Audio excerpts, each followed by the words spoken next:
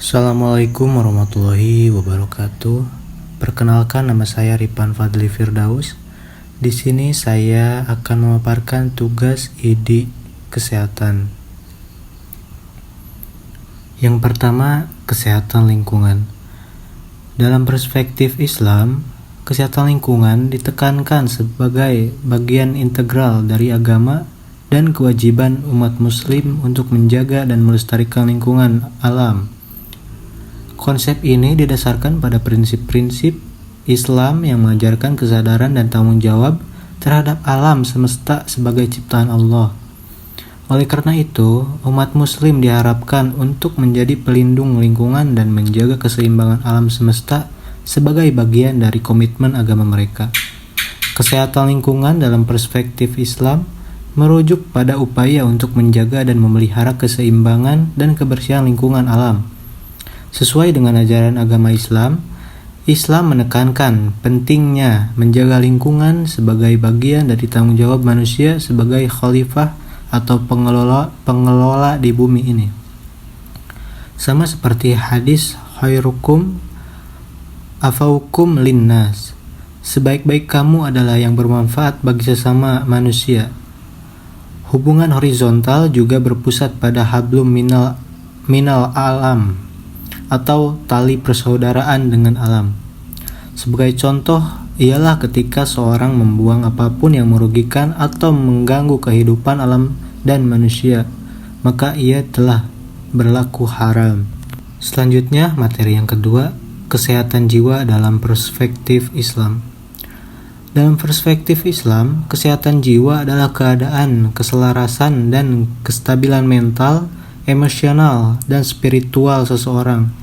Kesehatan jiwa dalam Islam berhubungan dengan keadaan yang menghasilkan ketenangan, kedamaian, kebahagiaan, dan hubungan yang baik dengan Allah Subhanahu wa taala, diri sendiri dan orang lain. Rasulullah Shallallahu alaihi wasallam bersabda, "Sesungguhnya di dalam jasad itu ada segumpal daging. Jika ia baik, maka baiklah seluruh jasad. Dan jika ia rusak, maka rusaklah seluruh jasad.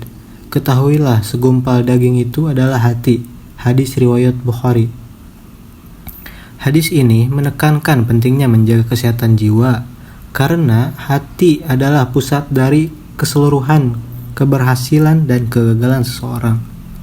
Menjaga kesehatan jiwa berarti melibatkan ibadah yang konsisten, berzikir, menjaga hubungan yang baik dengan Allah Subhanahu wa taala dan sesama manusia, serta mengembangkan akhlak yang baik, mengandalkan Allah, beribadah, berbuat baik kepada sesama, dan senantiasa berpikiran positif adalah langkah-langkah penting dalam menjaga kesehatan jiwa menurut ajaran Islam. Selanjutnya, materi yang ketiga yaitu determinan kesehatan. Determinan kesehatan merujuk pada faktor-faktor yang mempengaruhi kesehatan seseorang secara menyeluruh, baik secara fisik, mental, maupun spiritual. Islam mengajarkan pentingnya menjaga kesehatan dan memberikan petunjuk mengenai faktor-faktor yang memengaruhinya.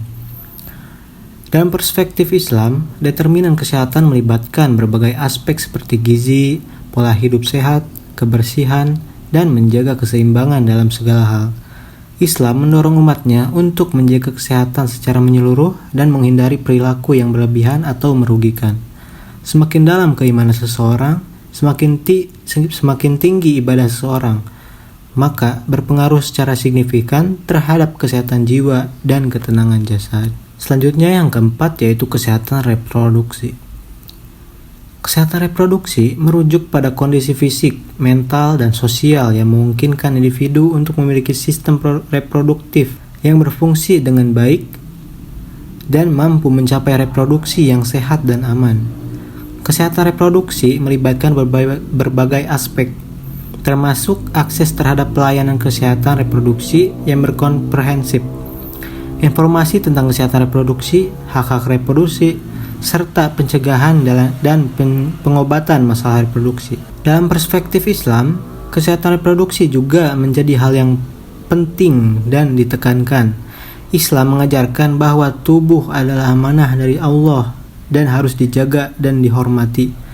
Hal ini mencakup berbagai aspek yang saling terkait, termasuk perkawinan, keluarga berencana, pelayanan kesehatan reproduksi, dan perlindungan terhadap ibu dan anak. Islam mendorong individu untuk menjaga kesehatan reproduksi mereka dengan bijaksana dan bertanggung jawab, serta menghormati tubuh sebagai karunia dari Allah Subhanahu wa Ta'ala. Selanjutnya yang kelima, menanggulangi wabah LGBT. Dalam pandangan Islam, homoseksual dianggap sebagai perbuatan yang bertentangan dengan tuntunan agama.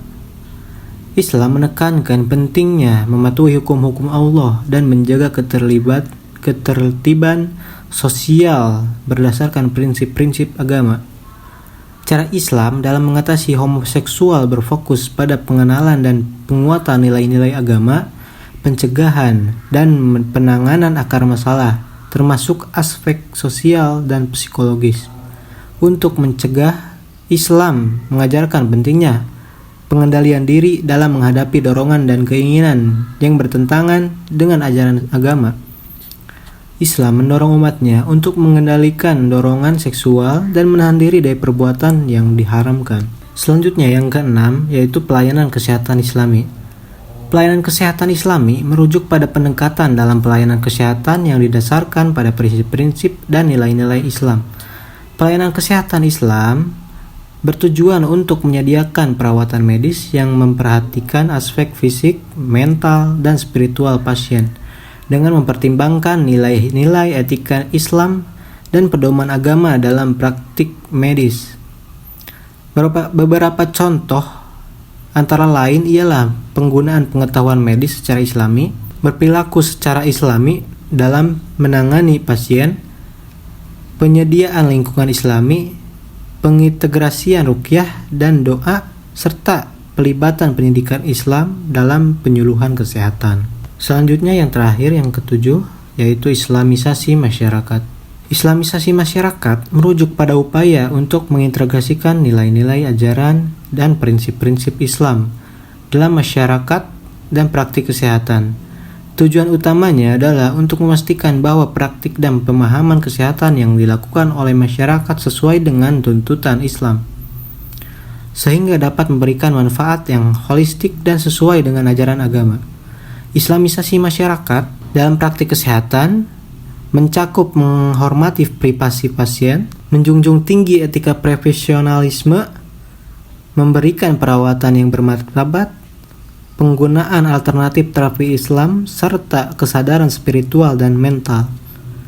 Penerapannya dapat dilakukan melalui berbagai cara seperti penyuluhan dan pendidikan kepada masyarakat mengenai kesehatan berdasarkan prinsip-prinsip Islam. Pelibatan para ulama atau cendekiawan Islam dalam mengembangkan pedoman kesehatan yang Islami, menggabungkan praktik-praktik tradisional dan alternatif dalam pengobatan yang sesuai dengan prinsip-prinsip Islam, memastikan bahwa fasilitas kesehatan seperti rumah sakit dan klinik menyediakan lingkungan yang Islami dan memperhatikan kebutuhan spiritual pasien. Sekian dari saya. Wassalamualaikum warahmatullahi wabarakatuh.